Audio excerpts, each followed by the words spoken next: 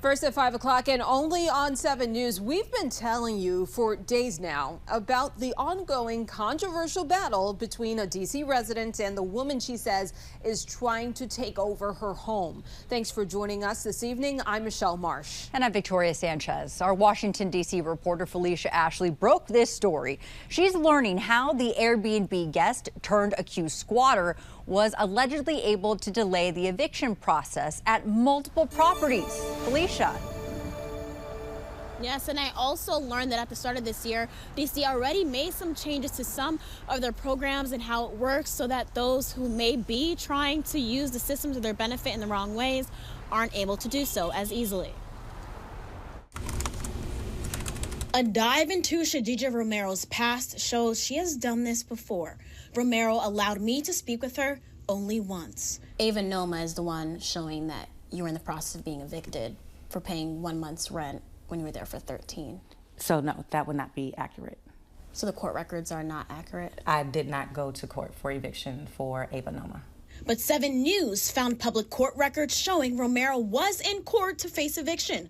Here is her signature on a dated document that she filed with the court for the second time that she tried to halt that eviction. It also shows you trying to apply for EREP to stay there. I know I applied for it now through here, not for Ava Noma, because my payments were made for Ava Noma.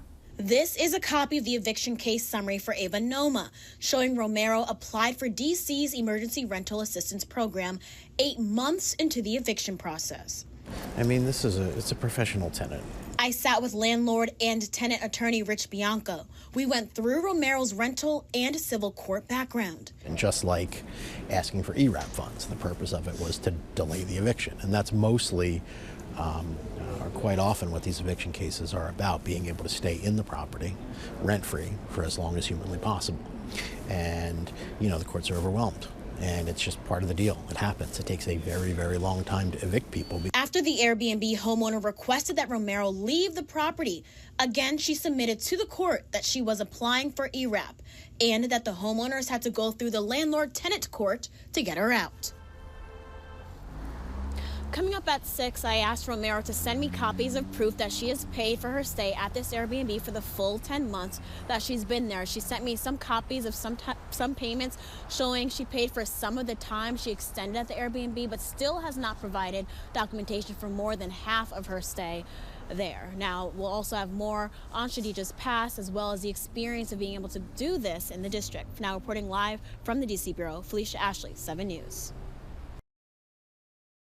Welcome back. I'm Victoria Sanchez. New tonight, another twist in a bizarre Airbnb battle. 7 News has exclusively told you about a homeowner in Northeast D.C. who says a squatter has taken over her short-term rental. But that alleged squatter claims she's a tenant with rights. All new at 6 o'clock. Our Phylicia Ashley is learning this isn't the first time the so-called unwanted guest has refused to leave a property.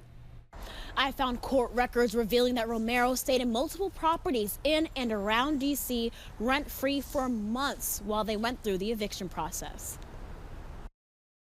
Court records show at your previous apartment you were also getting evicted for not paying rent. And So that wasn't for that place, it was for a previous place where something happened during COVID when everyone was not receiving payment. I'm an entrepreneur and I also have a nonprofit. Court records show Shadija Romero faced eviction from 2 other D.C. properties before booking Rochanne Douglas's Airbnb nearly a year ago. I reviewed the records with real estate attorney Rich Bianco. Scrolling down the docket here, she knows what she's doing. So this isn't the first rodeo. Court records show that in October 2021, she had a year lease at the Jameson at Dakota Apartments. Those owners also filed a suit against Romero. It shows she stayed months past the end of her lease and did not pay anything between May 2022 and January 2023. She also signed a legal agreement to pay the Jameson $35,000 in back rent, but she did not follow through with that agreement. She was officially evicted 8 months after she stopped paying. I did not go to court for eviction for Ava Noma. 5 days after she was evicted from the Jameson, records show she moved into Ava Noma. She paid 1 month's rent and owes them nearly $50,000. The property tried to evict her multiple times, but there was a fire, which I confirmed with DC Fire and DMS started in her unit while she was there. Ava Noma is the one showing that you were in the process of being evicted for paying 1 month's rent when you were there for 13. So no, that would not be accurate.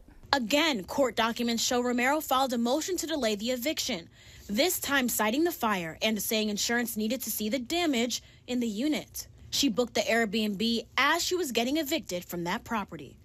I found multiple tenant and landlord cases against her in and around D.C. when she went by a different name at the time. In addition to that, I saw at least a dozen liens against her, as well as a case claiming that she paid for a down payment for a vehicle and made no other payments after that. Now, since these discoveries, Romero has said that she is not speaking to us anymore. For now, reporting from the D.C. Bureau, Phylicia, 7 News.